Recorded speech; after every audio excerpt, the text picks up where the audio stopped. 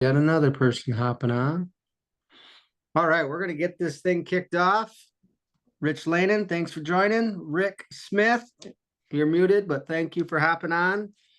And anybody else who will get this recording, we appreciate you listening. And, Riley is going to be on and off in the future as well, but we're going to start doing these monthly.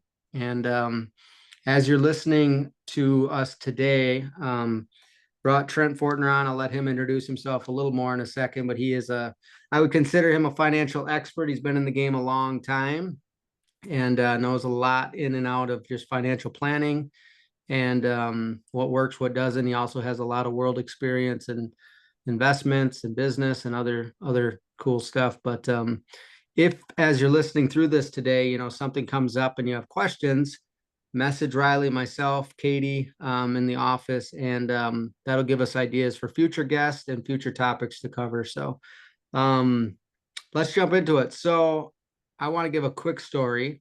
Many of you maybe have heard this, but I used to be a physical therapist. Riley is a physical therapist still, and I got offered to buy the clinics, and then which was always my goal. Realized I didn't know anything about finances. They didn't really teach you that stuff in school. And so they said, hey, we need an answer in like 6 months if you want to buy in as a partner.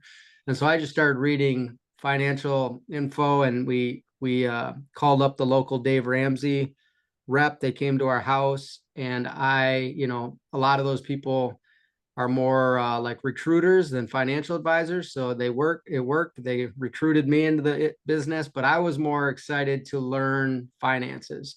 So I just started going on some side meetings, and that built up to a point where, and as I was learning more about business, I knew that I probably didn't want to buy into that clinic. So I turned down that offer, stayed as a physical therapy, and started building a financial practice. And then as time went on, I realized I didn't like the typical financial approach. And so I read Rich Dad Poor Dad, and in the back, one of his references in this specific book was Kim Butler, and I asked Kim if she could coach me in more of the thought process that was aligned with that book. And she said she doesn't do coaching, but she knows a guy named Trent Fortner, and voila. So she referred me to Trent. I don't know if you even knew that story, Trent. Um, yeah, so she referred me to you, and then that was probably 2016, 17, maybe 18, somewhere in there.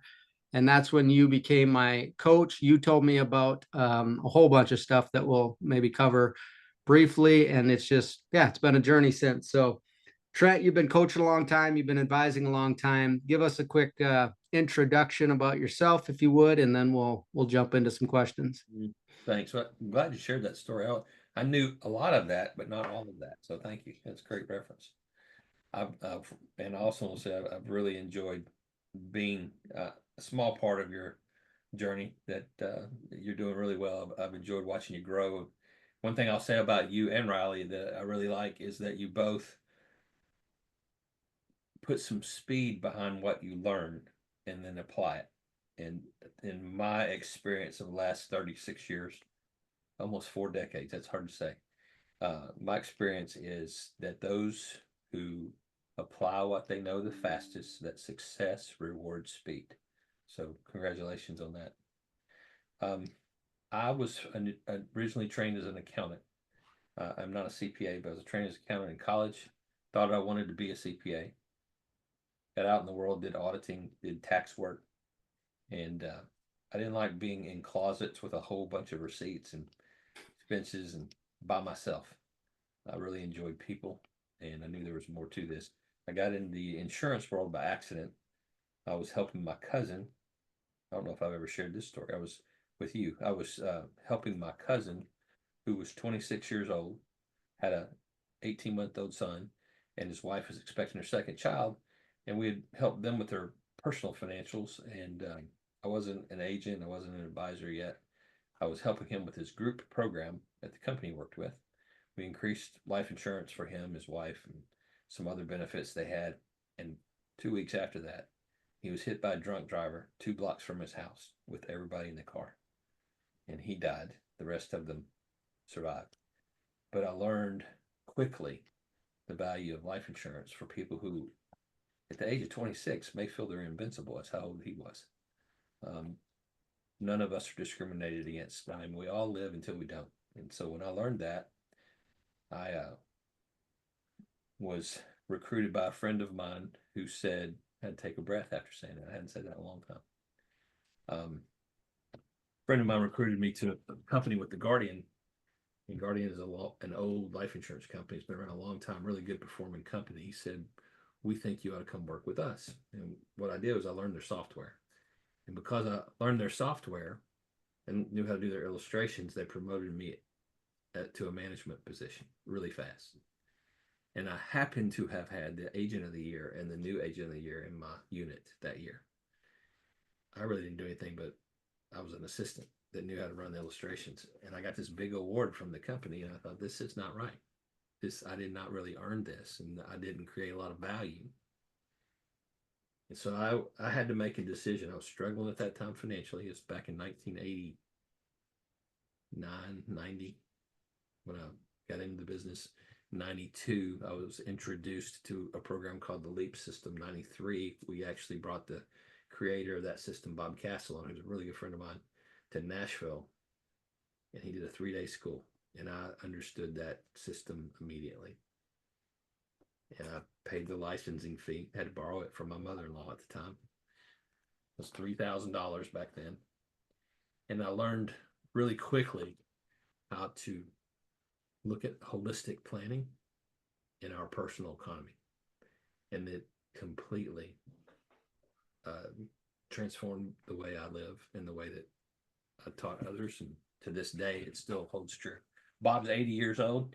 Played golf with him about 3 months ago. He's a former professional baseball player, an economist, and a good friend. I hope I'm swinging a golf club at 80 like he is.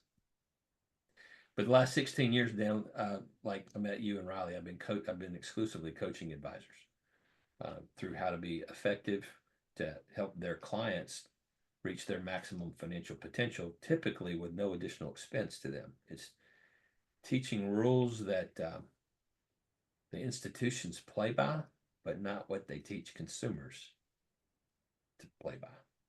They play by a completely different set of rules. And so what I really enjoyed through this process is to be able to communicate a way where nobody's gonna be green. Your clients can learn how to Nobody's gonna be green. Hang on, I gotta see how. Teresa, can you mute for a second?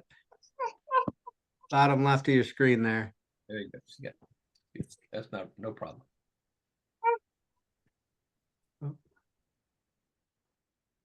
See if I can do this. Oh, there we go. Okay.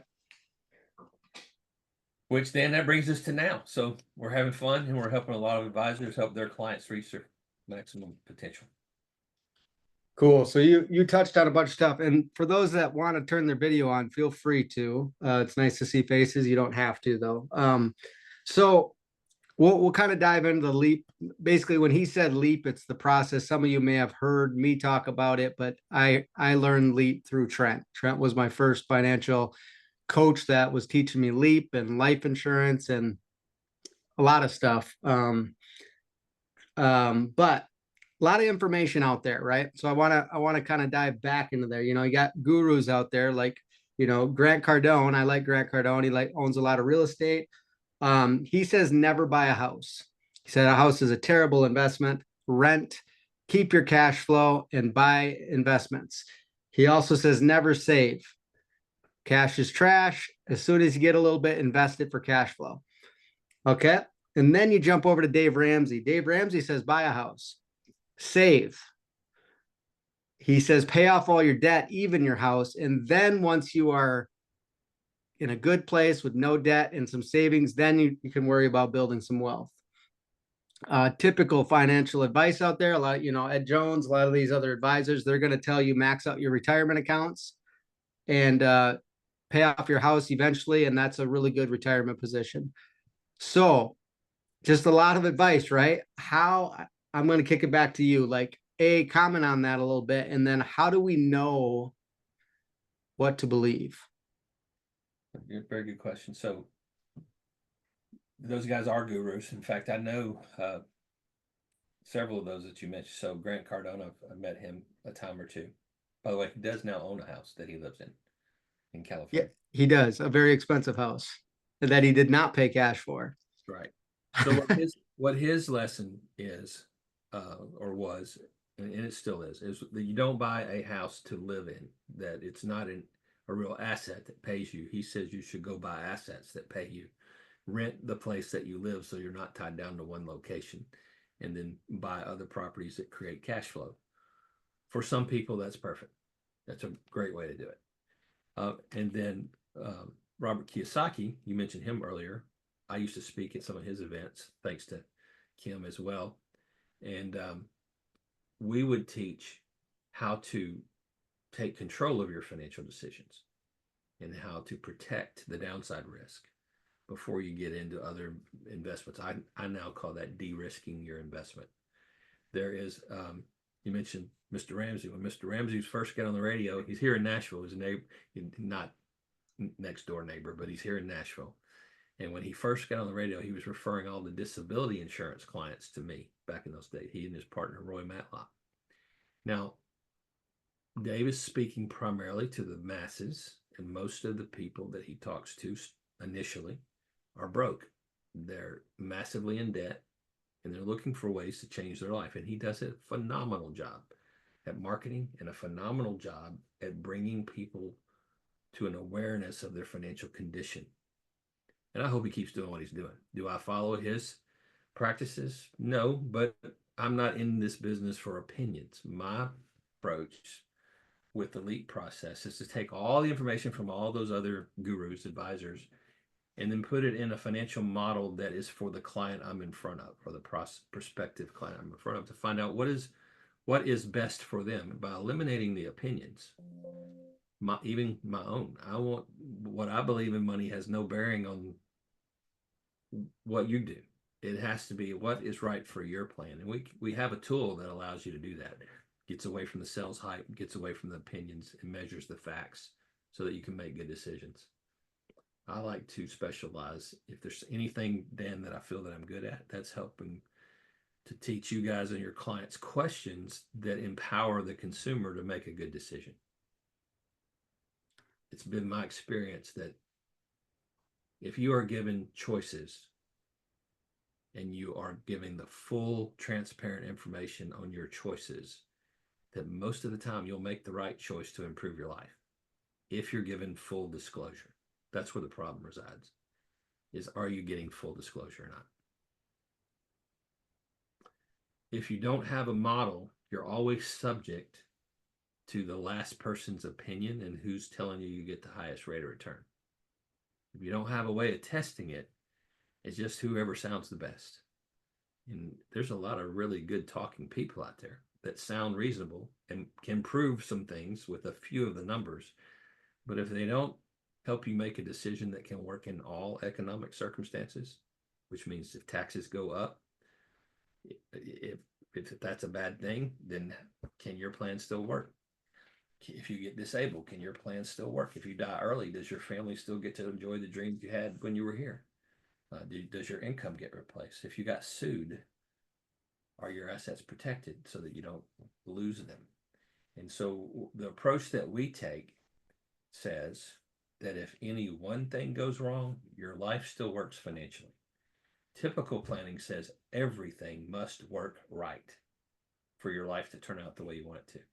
And that's a scary approach because nothing ever goes right all the time. Right. More so goes wrong than not. So one of the comment, and we're gonna, stay on schedule, but if you guys have, you can unmute and holler out it, as we go through here, but we do have a few more topics I'm going to cover, then we'll have time at the end for questions. But one of the commonly taught principles that many people heard is buy term, invest the rest. And what they're referring to is buying term insurance, term life insurance. It's usually cheap. It's usually offered by your work. It usually provides a death benefit for a length of time. And then most of the time that death benefit, does not stay with you into retirement. It's just a temporary death benefit. And then because it's so cheap, the thought process is to take the savings from the premiums and invest to build wealth, right? Maria, you're the only one I can see, but not if you've heard that. Buy term, invest the rest, right? I didn't hear otherwise all the way, I think, until I met you, to be honest, because I was a Dave Ramsey endorsed person prior, and we took pride in like canceling whole life contracts and canceling permanent insurance. And that was pretty cool, right? It was a scam.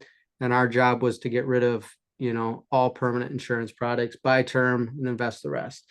So I want to spend a little bit on this because this is not just a poor person, lower middle class mindset. I have really wealthy friends now that have a lot of money, lots of real estate, and they are saying the exact same thing because I can out earn any return I can get inside of permanent insurance, right? That's their mindset, and it's all earnings. So I want to spend a little time on this. Like, how do you approach? And I know for those that join, Teresa and Maria, they're both my sisters here. They joined a little late, but I gave a quick intro to Trent. Trent was my very first coach. Trent taught me a lot about, the LEAP model and different thoughts on life insurance. But and he's also like a word master. He teaches you on questions. He gets people thinking, which is really cool. A lot of maybe my questioning that you've heard over the years was crafted by him in some aspects. So what do you say to that when that comes up in your conversations with your advisors and your clients, and like how do you get them to start thinking differently when their mindset is buy term, invest the rest? Well, it's not my job to convince someone to think differently, but it is my job to get us to evaluate the facts. So do you mind if I can share my camera? Can you give me a code? Yep. Let me share participants. Let me see how to do this.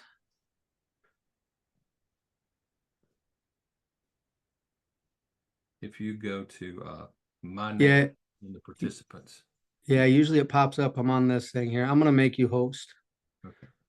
And then you should be able to do whatever you want. Okay, there we go. So I'm going to use one of my external cameras here, and you're going to get to see something behind my desk first. There we go. And I got to switch that camera. There we go. So what you're looking at is the LEAP model. I'll describe it just basically, but I'm going to answer the question you just gave me.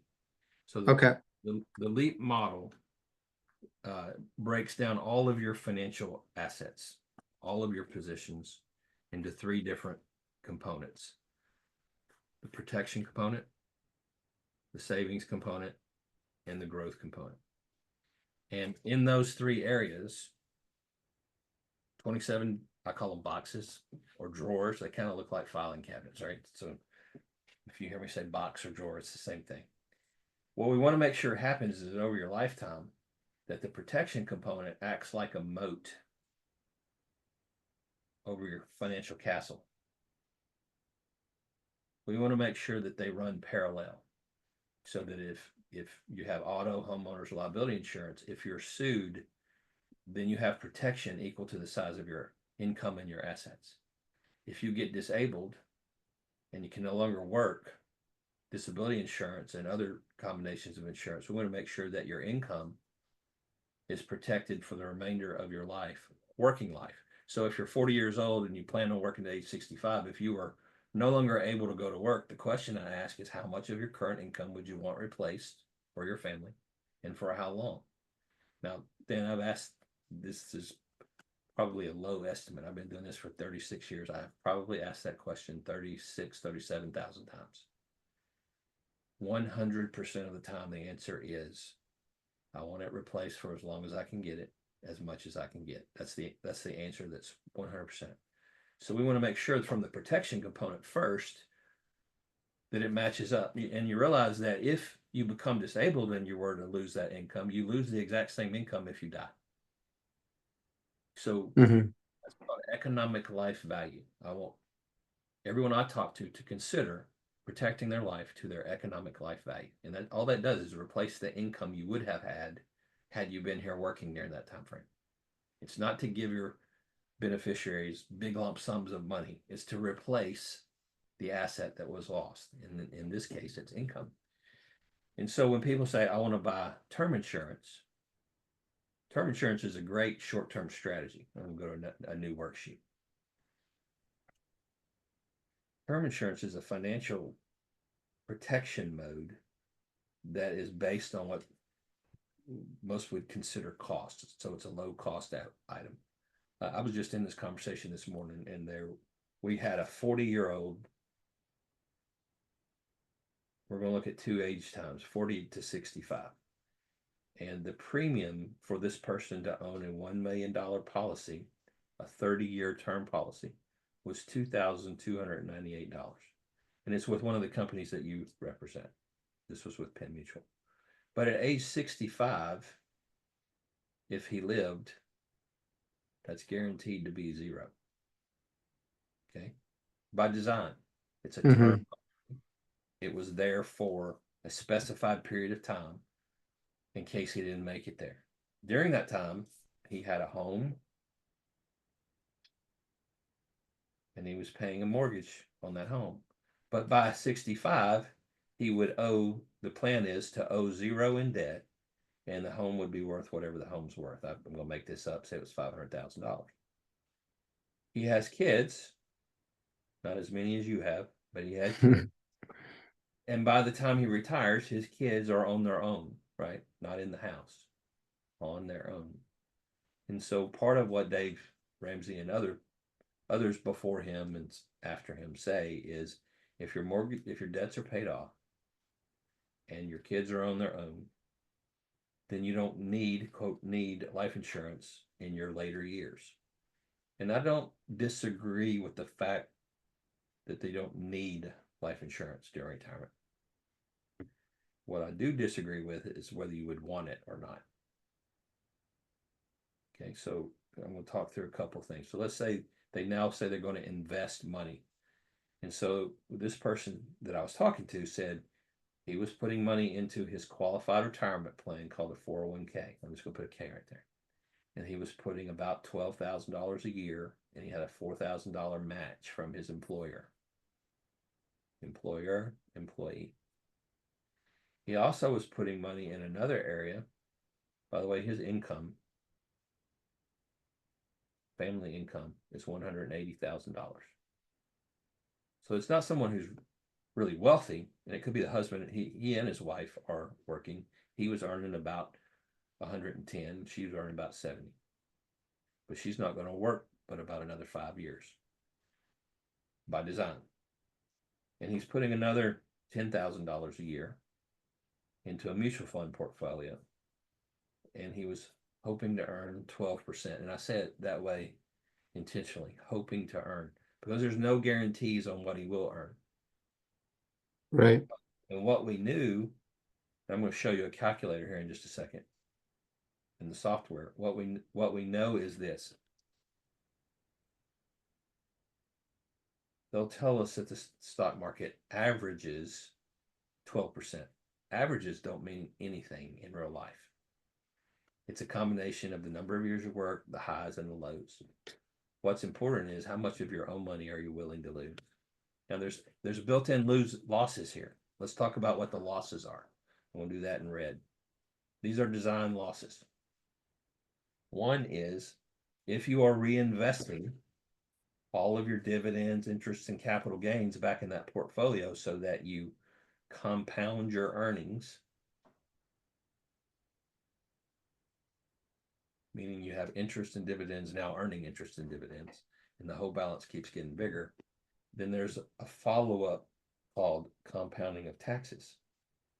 Your taxes go up. And in this scenario, in this box, in these investments, and in these savings accounts, taxes occur every year. Every year that you have a gain, every year that you add interest, every year that it goes up, then the taxes will increase. The tax rate will not increase.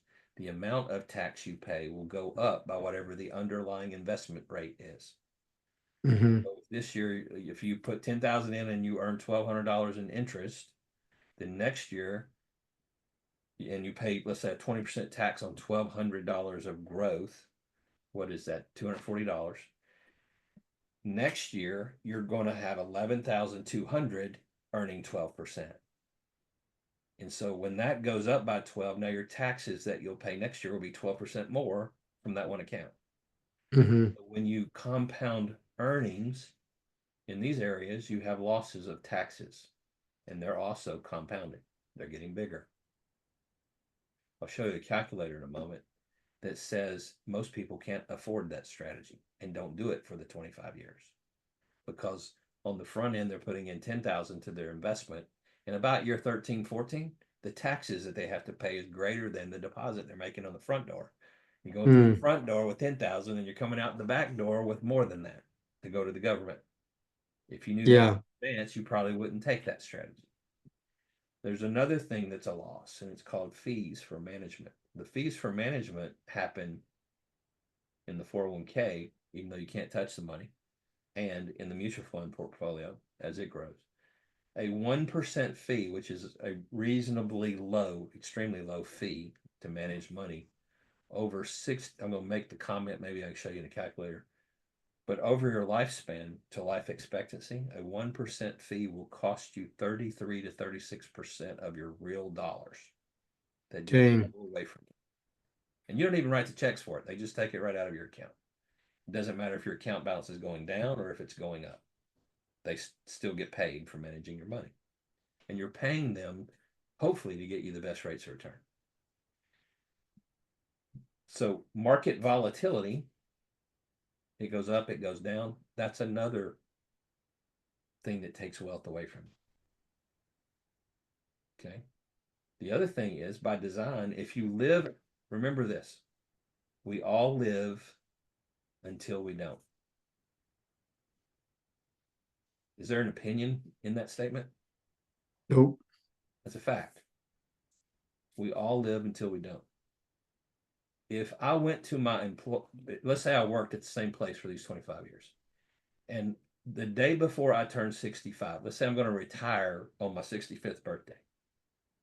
And let's say that over this time frame that these assets of my retirement plan, my house, my investments, they grew to $3 million over those 25, 30 years, which is reasonable. And if most people are saving money, if they're saving, if they're investing.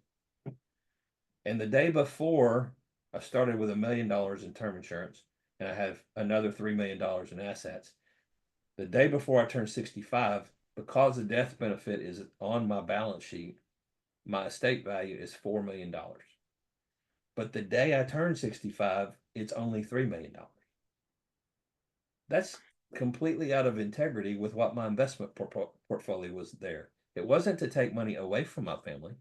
It was to add money to my family. But Trent, the death benefit I only get if I die, and my family gets that, not me. That's true if it's term insurance, because term insurance is going to disappear if you don't die before the term is over. With whole life insurance, which I'll show you in a moment, it is there permanently. So if I go back to this model, where we want it to be parallel throughout our lifetime, then I would want my death benefit once I reach retirement to equal the size of my estate. But instead of canceling my policy and my death benefit, I would like to cancel the premium, not the deposit, not the death benefit. Cancel the deposit, not the death benefit. If it could remain in force for the rest of my life, and I'm going back to that retirement question, then you've worked here for 25 years. You've been a great employee of my company, let's say. Here's your gold watch. We're going to throw you a party. And you followed this philosophy your entire life. You don't need the life insurance. You bought term insurance. You invested. You did well. But Dan, one of the things I'm going to give you today is a death benefit that will be there for the rest of your life. What would you say to me as your employer? Thank you. Thank you. I mean, you wouldn't say, hey, wait a minute, I followed Dave Ramsey's advice. I don't need it, so I won't take it. Right. What would the death benefit do for you if it's in place? Add money and peace of mind for my other stuff. I'm going to tell you, that's a great answer. I'm going to tell you exactly what it does. If the death benefit is there, new worksheet. If the death benefit is in place from 65 to 85 the rest of your life. If this is, we'll call it 3 million, and if your retirement plan is 2 million and your other investment is 1 million, and then you have a home that's paid for, you now have strategies available to you to take more income with certainty. You have de-risked your investments because now you get to enjoy more of your money faster from income strategies that we can create, because you have a guarantee that when you're gone, you're going to replace what you use to your survivors so that they never run out of money. It's nothing to do with a need. It's got everything to do with taking more income and less taxes. Less in taxes. I'll give you an example. If this is 3 million, if my mutual funds had all done really well, but I haven't paid any income tax on my retirement plan yet, and you don't pay tax on 401ks until you convert that to a use, until you take it as income. And right now, what most people say they would like to do is they will take it in annual installments instead of lump sums for this reason. They don't want to pay all the tax. Well, while you're working, you have a backup plan. You have income that's being produced to fund this. You're no longer working. So now this money has to do all the work to pay you an income. What makes you think you're going to like paying taxes when you retire better than when you're working? Another question I always have is, what direction do you think taxes are going the next 20, 25 years? The likelihood is you're going to pay more in income taxes. Why would you do that by design if you could pay less on it now? So here's a way to solve that problem. If I have the death benefit in force, one strategy is I could, instead of selling these shares of my stock portfolio mutual fund, and instead of paying capital gains tax, which is today it's 20%, it's being proposed to be much higher than that in our administrations. But if I sold this for $1 million and my cost basis was 200,000, then I would have to pay 20% on the gain of 800,000. But if I have death benefit in place equal to my state, that gives me permission to gift these dollars to a charitable remainder trust. I give the shares to a trust that I control, with the words that say I'm going to leave at least 10% of that trust to a charity when my life is over. Now, I might be 65 years old. I might be 70 years old when I do that. I get a tax deduction when I do that of almost 40, up to, we'll say that way, up to 40% of the gift. So if I gave $1 million away, I may get a tax deduction of $400,000 that I can use in this year or until I use it all up over the next 5 or 6 years. It expires. But I disinherited somebody by $1 million if I don't have the death benefit. The death benefit gave me permission to do that. But then the charity pays me and my wife for the remainder of our life. And most of that money is not taxed. It's a return of our own money. If I have a tax deduction of $400,000, would that not be the perfect time to take a lump sum on my 401k and now reduce or eliminate the taxes that would be due on that? Well, escape the tax jail, if you will, because not getting to take your retirement dollars is a tax. If you had the freedom to move it and not have to pay all the tax, would you want to know how to do that? Yep.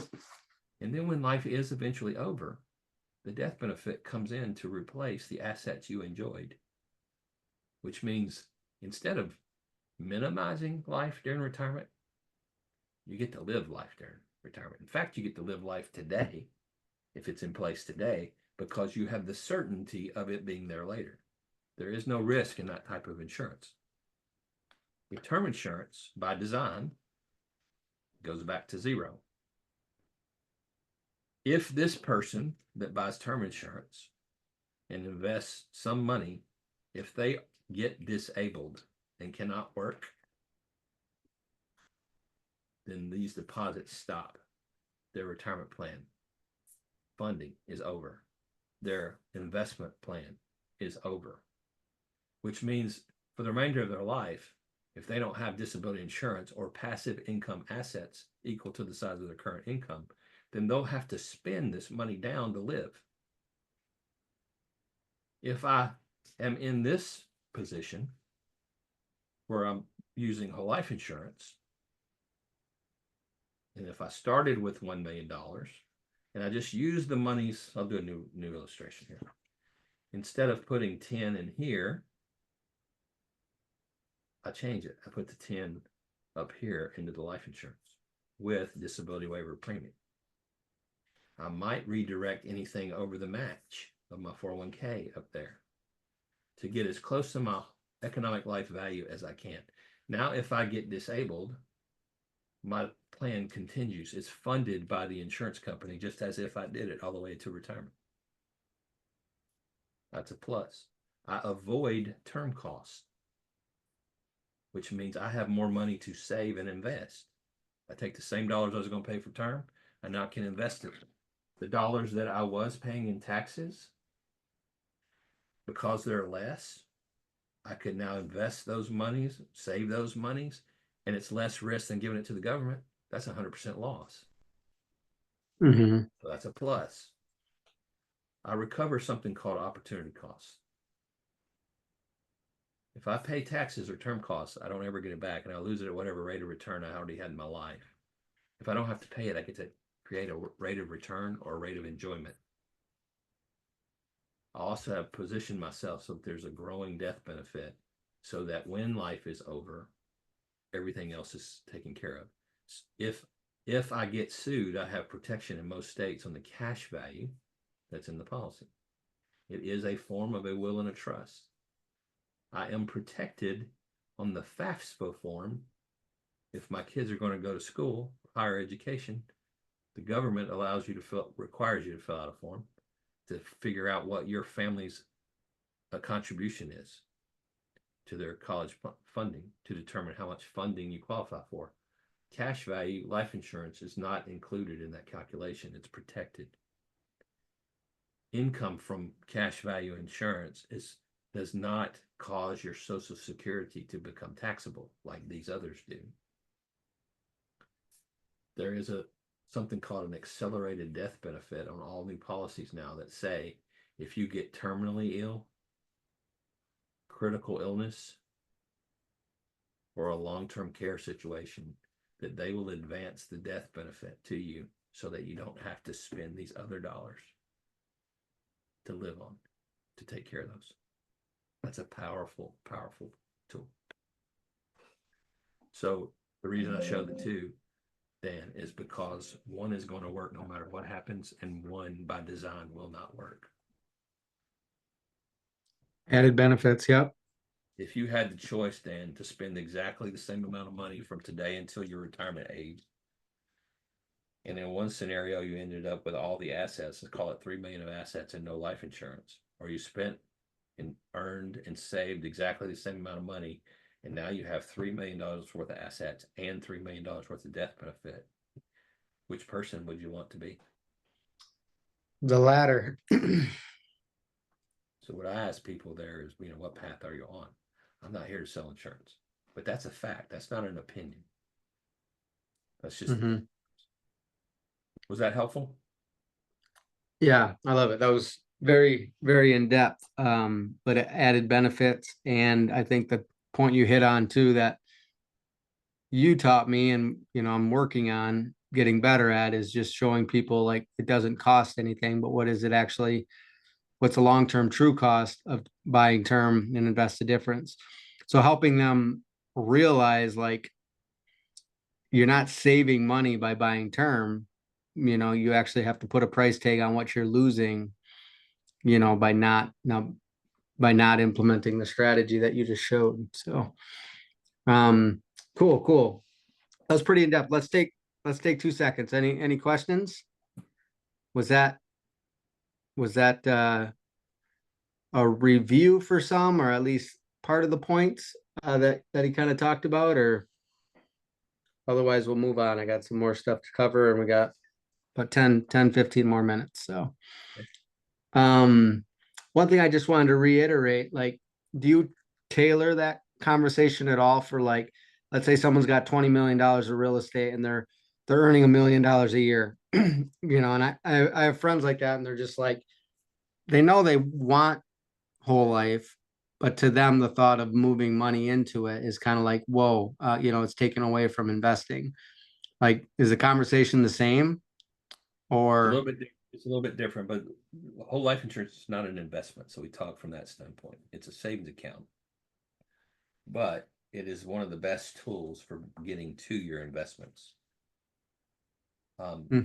We would build what they think is when you buy whole life insurance, it's an either or decision. You either buy whole life insurance or you make investments, and that's not the case at all. It's an and decision. You can buy the insurance and still make the same investments. I'm going to use my camera one more time. I want to show you something that I know you've probably seen, but most of the others probably have not. This morning I was in a conversation with a CPA. We were talking about a client of his who's worth about $25 million. Earns about $4 million a year. And It kicked back to you, Trent, not to your screen. sorry. Oh, you're good.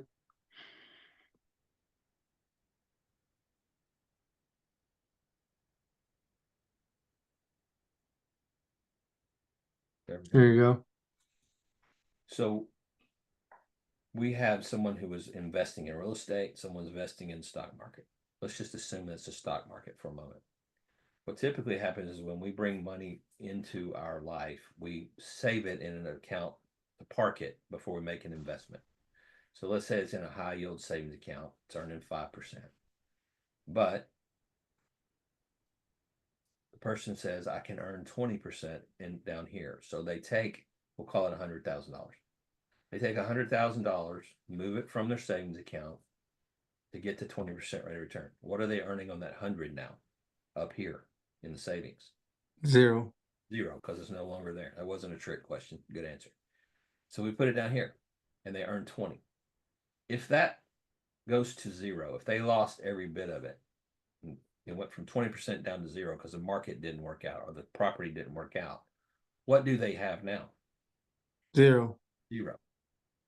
If they have $100,000 in their cash value of their insurance and they borrowed against it, not from it, they created a loan against the policy's cash value, then their cash value stays there uninterrupted and it continues to earn, we'll just say the 5%. It's going to be whatever it's earning. And it ranges from 1% to 5 to 6%, depending on how old the policy is, how much cash is there, all of those things. I have some that have consistently earned 5 and 6% tax-free, no risk. But if they borrowed the 100,000, made the exact same investment, and it went to zero, now what do they have? They still got uninterrupted 100,000 growing. Yes, plus a death benefit. And because the policy is there and still growing, the dividends and the interest can be used to pay down the loan in the policy itself. The policy itself could recover the loss. It takes a little time, but it could recover the loss that you may have had. That's the worst case scenario. But if the person who has insurance used the money to make the investment, then they're always going to be in the better position. That's also a fact. That's not an opinion. So you might want to build policies in such a way for some people where they have access to capital sooner to go make some investments. That's how I've bought a lot of real estate over the years. I love it. That was a great answer right there. That was helpful too for me. Cool. So let's for everybody's time's sake, you hit on compounding interest, buy term invested difference, maybe a couple others. Without going into and doing illustrations, can you just name off 3 or 4 more commonly known myths that maybe are just, you know, taught to the world like it's normal, but really we are able to measure and realize it's not what the wealthy do. And so the world chases a rate of return. So every typical, and this is not a degrading term when I say most Wall Street guys, most investment brokers, the typical advice they give, that just means this is what most all of them give, is they say this: I can get you a higher rate of return and I'll charge less to do it. Chasing a rate of return is not going to get you results. Certainty gets you results. So if you could make a choice where the default in your financial life is success, and then you have to make a decision whether you are opting out of success, you would think differently. Another thing that we see quite often is pay your house off early. Right now, we have a pretty high standard deduction in the tax market, tax returns, and not everyone is getting a tax benefit for mortgage interest on the home they live in. You get it primarily on investment property. But what's proposed right now is we're going to have both a higher standard deduction, but a greater emphasis on home mortgage interest, and maybe even auto vehicle interest. So what we're looking at there is, does it make sense for you to use assets that you have, income that you have, to pay off your mortgage and put it in bricks and dirt? And the only way you get it back is you have to ask for permission to get it back, and you have to qualify for it financially to get it back, or you have to sell your property. If we were digging in your backyard, Dan, and let's say we found a treasure chest worth $500,000, are we going to cover it back up with the dirt and exclude it from your retirement income? No. So if that's the case, I'm talking about home equity there.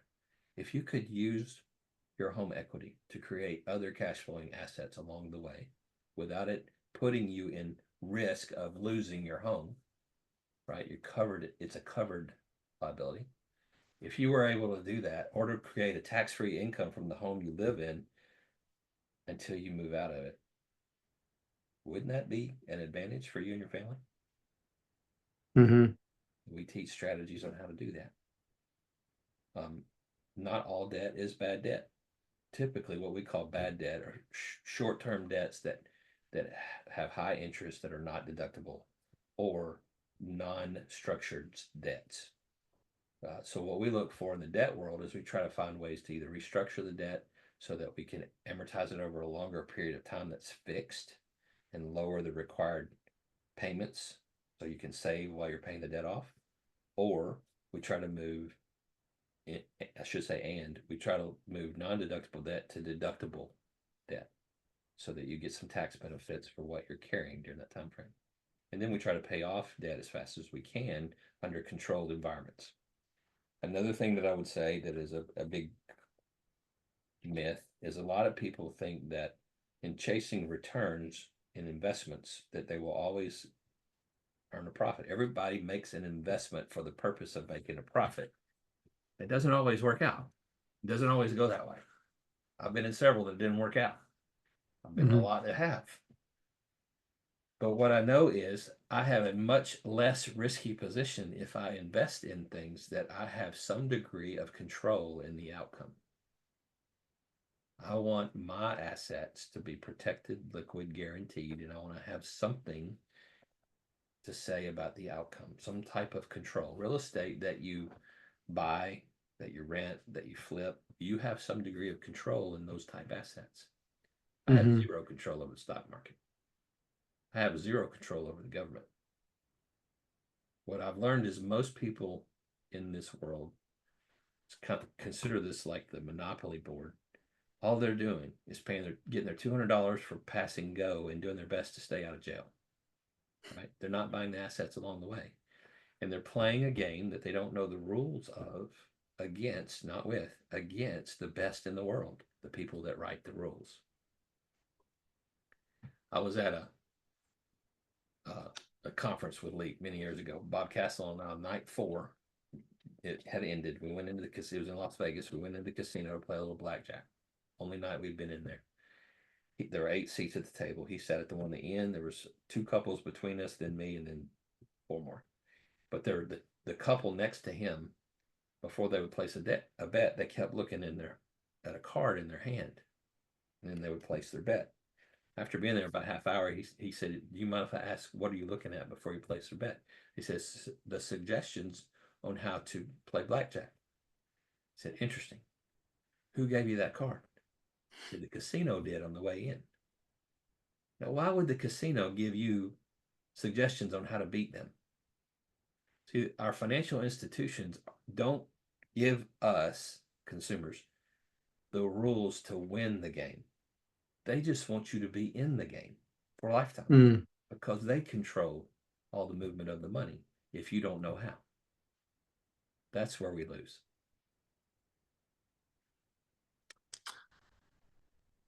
Kind of wrapping it up because so average Joe's listening to this webinar recording on the call here. I mean, obviously use the model and all the stuff that we teach, but what can they do to get ahead? Like take advantage of maybe what we're dealing with now, like not to get political on this, but a lot of people I'm talking to are just kind of like, oh, we're not going to do much right now. Let's see what happens with the election. Okay, well, let's say Trump gets in their head and and they're conservative and life is good for them, or Trump loses and Kamala gets in and life is bad for them. Like what can they do to take advantage in any marketplace and keep moving forward? The one thing that has to happen is you have to take a defensive posture that is flexible, one that you can change. Sitting on the sidelines and doing nothing is probably not a winning strategy. In fact, I know it's not a winning strategy. So if there's anything that you can do to take control of your money towards cash and position it where you limit the amount of losses you have either to market volatility or taxes first, or interest to other institutions, so that you can move quickly when you see opportunity. Opportunity always finds cash. So you don't even have to look for it. When you have more money, you think differently. When you know you can move, you think differently, and opportunity finds you. But you'll be more discerning when you realize you don't have to put it in a place where you could lose. What I've talked to people about in the last few weeks is don't sit on the sidelines. Do everything you can right now to position your assets. Putting it in cash is not going in the sidelines, but you got to have a systematic process over your lifetime that puts you in control, not the institutions. So I would say, one, meet with you. You would help walk through these strategies to help them be able to take advantage of the changes instead of being pressured by the changes. Mm-hmm. Save as much money from your income as possible. One of the best steps you can take is instead of having your direct deposits when you get paid go into a checking account, which is your spending account for everything, have it go into a savings account first. There's a program we use for that called Currents, but it automatically deposits your income into a savings account, and then you have to intentionally move over the amount that you are going to use for spending every month. Just by doing that alone, you're going to end up going from maybe a 2 to 4% savings rate, not an interest rate, the amount of your income that you save, to about 30% in about 18 months. If you're saving 30% of your income, you're going to win. That would help you keep, if you got a bonus, you get to keep it instead of it getting spent because it went in your checking account. You got more money. If you reached your maximum limit on your deposits to your 401k, your check's going to get bigger. Now you keep it. If you don't have to contribute to Social Security or some other taxes because you reach that limit, now you get to keep it instead of just watching it get spent. That's what I would do first. I love it. That's all I got. You guys got any questions? Come on. Anybody? Mr. Rick?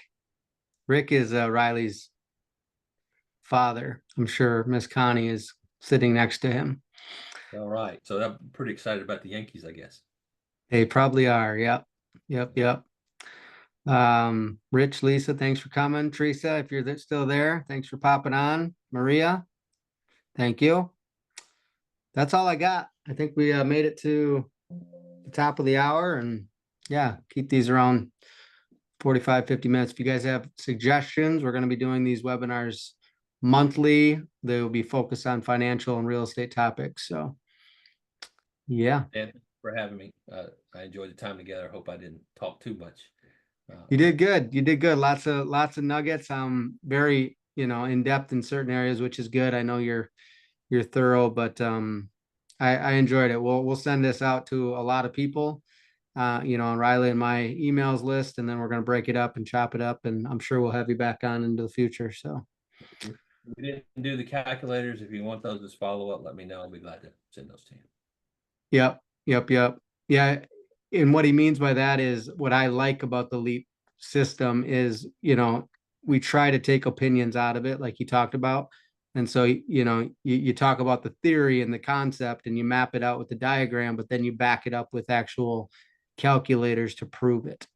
Right. And in theory, that takes out I think you should do this. Well, let's show you. Let's show you that move actually makes sense for you. So awesome. That's all I got. Go back to your families. Appreciate you guys popping on. Thank you. Have a great night. All righty. Bye-bye.